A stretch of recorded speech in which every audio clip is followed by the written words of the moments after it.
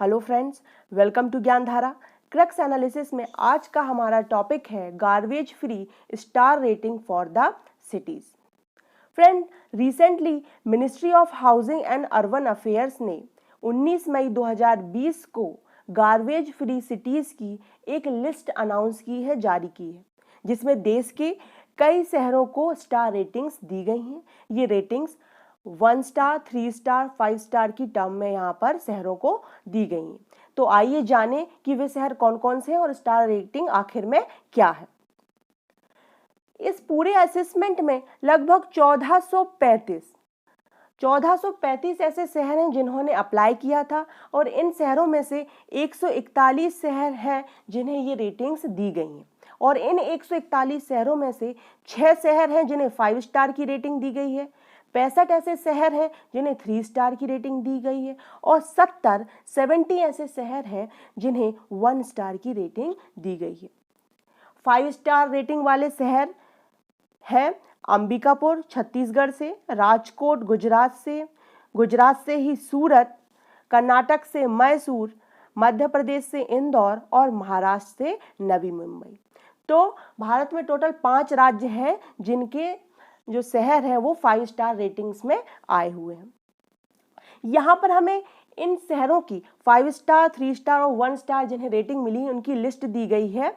तो 3 star rating वाले शहरों का यदि हम देखें कुछ, तो यहाँ पर है तिरुपति हो गया, भोपाल हो गया, यहाँ पर छिंदवाड़ा हो गया, उज्जैन हुआ। ये ऐसे शहर हैं जिन्हें 3 स्टार की रेटिंग मिली है। वहीं पर यदि हम बात करें 1 स्टार वाली, तो यहाँ पर नासिक हुआ, बड़ौदा, खंडवा, लखनऊ, नोएडा, झांसी, ऐसे कुछ शहर हैं जिन्हें 1 स्टार की रेटिंग मिली हुई है। अब ये रेटिंग्स कुछ प्रोसेस के तहत हमें यहाँ पर मिलती है। कई यहाँ पर प्रोसेस फॉलो की जाती है, चरण यहाँ पर फॉलो किए जाते हैं, उनके अकॉर्डिंग ये रेटिंग्स यहाँ पर प्रोवाइड की जाती है। तो रेटिंग्स यहाँ पर 3 चरणों में पूरी होती है। पहला चरण, फर्स्ट स्टेज है self assessment and self verification. यहाँ पर शहर अपने आप को कोई काम दे देते हैं कि हमें यहाँ पर ये काम करना है, ठीक है ना। फिर अपने कामों को वो खुद ही वेरीफाई करते हैं कि हमने कितना अच्छा काम किया, हमने क्या गोल अचीव किया, और खुद को वो रेटिंग यहाँ पर देते हैं। दूसरा जो स्टेज आता है, दूसरा जो चरण आता है, वहाँ पर इन्वॉल्वमेंट ऑफ सिटीजन ग्रुप्स को देखा जाता है कि यहाँ के सिटीजन्स हैं उनका इन्वॉल्वमेंट कितना है, इस आधार पर ये काम होता है। फिर थर्ड जो यहाँ पर स्टेज है वो है इंडिपेंडेंट थर्ड पार्टी एजेंसी। यहाँ पर जो हमारे मिनिस्ट्री है वो एक इंडिपेंडेंट थर्ड पार्टी एजेंसी को यहाँ पर अपॉइंट करती है, नियुक्त करती है। वो आकर शहरों का पूरा पर्यवेक्षण करते हैं, उनके जो भी डॉक्यूमेंट्स हैं, काम हुआ है या नहीं, कि सिर्फ कागजी तौर पर काम हुआ है, ज़मीनी स्तर पर काम हुआ है या नहीं, इन सब का यहाँ पर पर्यवेक्षण होता है। वो चेक करते हैं कि सही काम हो रहा है या नहीं, फिर उसी के अकॉर्डिंग ही उनके जो मार्क्स होते हैं, उनके जो ग्रेड होते हैं, उनके अकॉर्डिंग ही यहाँ पर रेटिंग शहरों को दी जाती है। अब यदि हम बात करें कि ये इनिशिएट कहाँ से हुआ, इसका शुरुआत कैसे हुई स्टार रेटिंग की, तो जैसा कि आप जानते हैं कि 2018 2 अक्टूबर 2018 की यदि हम बात करें तो यहाँ पर स्वच्छ भारत मिशन की स्टार्ट हुआ था। स्वच्छ भारत मिशन की यहाँ पर शुरुआत हुई थी, और उसी का ये एक इनिशिएटिव है जिसके तहत क्लीन इंडिया के जो पूरा एम है, टारगेट है, उसे पूरा किया जाए। तो स्टार रेटिंग प्रोटोकॉल्स की यदि हम बात करें तो ये मिनिस्ट्री ने, MOHU ने यहाँ पर इसे 2018 में लॉन्च किया था, और इसका जो मेन मोटो था वो था एक संस्थागत मैकेनिज्म को बनाना जो क्या अचीव कर सके, गार्बेज फ्री सिटीज के जो स्टेटस है उसे अचीव करे, और जो यहाँ के शहर हैं, देश के शहर हैं, उनको क्या कर सके, मोटिवेट कर सके, ताकि वो अच्छे से अच्छा काम कर सके। कैसे कि यदि हमने एक तरीके का एग्जाम रख दिया, ये स्टार रेटिंग क्या है, शहरों के लिए एक एग्जाम है, ताकि लोगों के बीच में या शहरों के बीच में एक कंपटीशन की भावना आ जाए और वो अपने शहर में अच्छे से अच्छा काम करें, अच्छी रेटिंग्स को लाने के लिए। तो इसलिए इसका मेन मोटो भी यही था कि achieve garbage free status and to motivate city to achieve higher degrees of sustainable cleanliness. ऐसी क्लीनलीनेस, ऐसी स्वच्छता जो सस्टेन करे, बहुत दिनों तक चले, ये नहीं कि सिर्फ कागजी रूप में हो या 2 दिन की हो। तो ये इनिशिएटिव था स्वच्छ भारत अभियान के तहत। अब ये जो रेटिंग्स हैं इनका भी कुछ पैरामीटर, ये भी किसी बेसिस पर दी जाती हैं। तो यहाँ पर 24 डिफरेंट कंपोनेंट्स हैं, 24 तरीके के पैरामीटर हैं जिन पर ही इन रेटिंग्स को चेक किया जाता है, शहरों को चेक किया जाता है और उन्हें रेटिंग्स दी जाती हैं। और इसमें सबसे महती भूमिका, जो सबसे बड़ी भूमिका होती है, वो है सॉलिड वेस्ट मैनेजमेंट की, SWM की, कि शहर अपना जो सॉलिड वेस्टेज है, प्लास्टिक हुआ, ये सब जो हमारा सॉलिड वेस्ट निकल रहा है, उनका ये डंप कैसे कर रहा है, उनको रिसाइकिल कैसे कर रहे हैं, उनका मैनेजमेंट कैसे कर रहे हैं। तो ये सबसे ज़्यादा वेटेज रखता है इस स्टार रेटिंग में। तो ये जो 24 पैरामीटर है, इनका भी आधार, इनका जो फ्रेमवर्क है वो स्मार्ट फ्रेमवर्क पर काम करता है। यहाँ पर स्मार्ट में S से single metric, M for measurable, A for achievable, R for rigorous verification mechanism and T for targeted towards outcomes.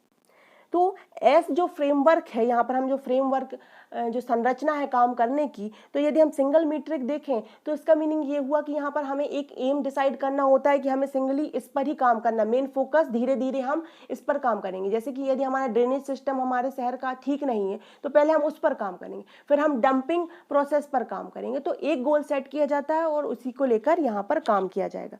Second हम जाएंगे मेजरेबल पर, यहाँ पर मापदंड तय किए जाते हैं कि कैसे काम किया जाना है, कितना काम किया जाना है।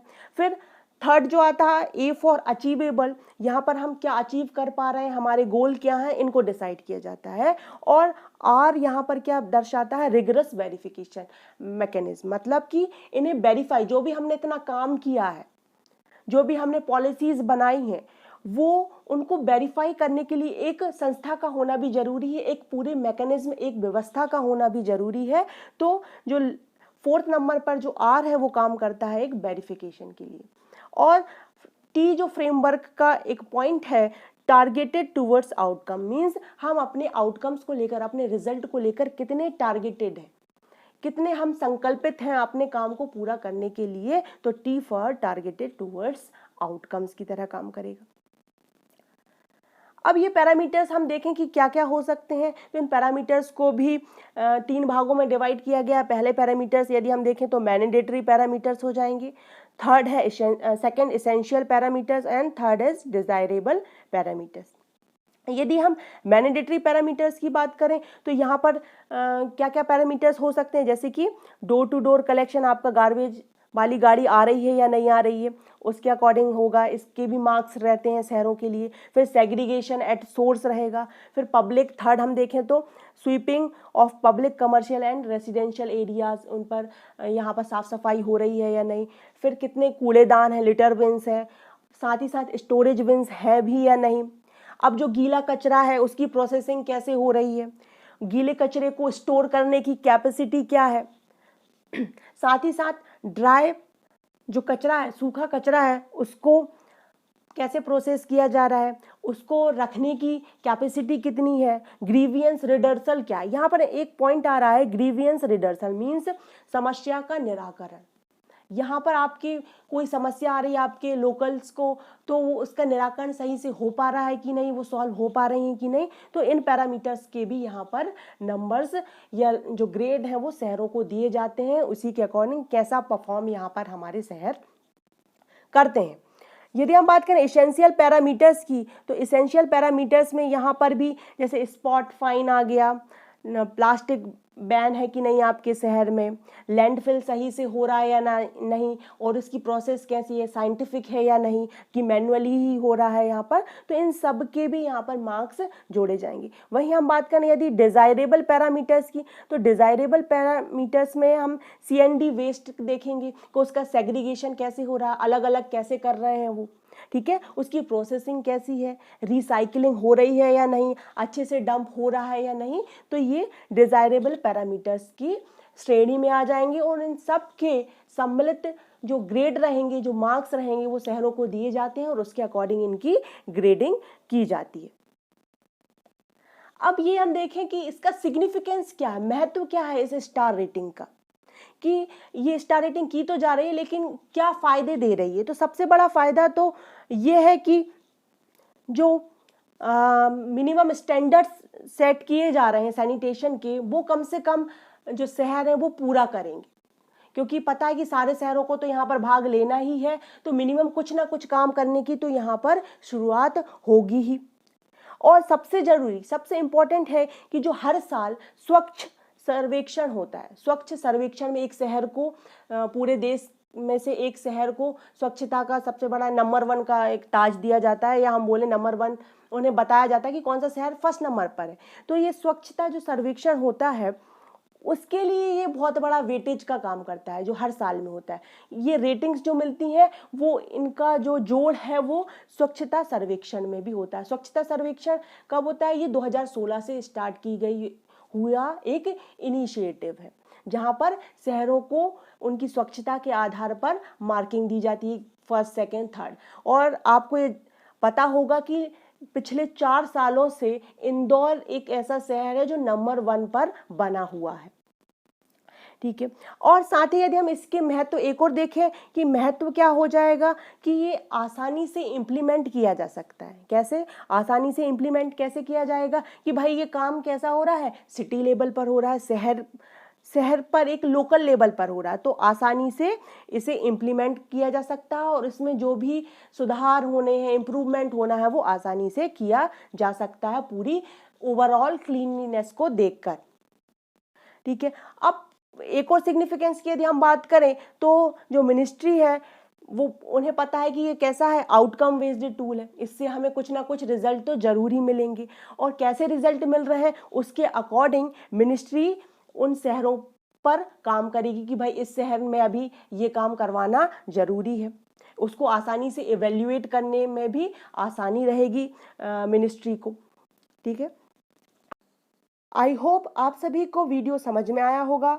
Thank you for watching. Please like and subscribe the channel and keep learning.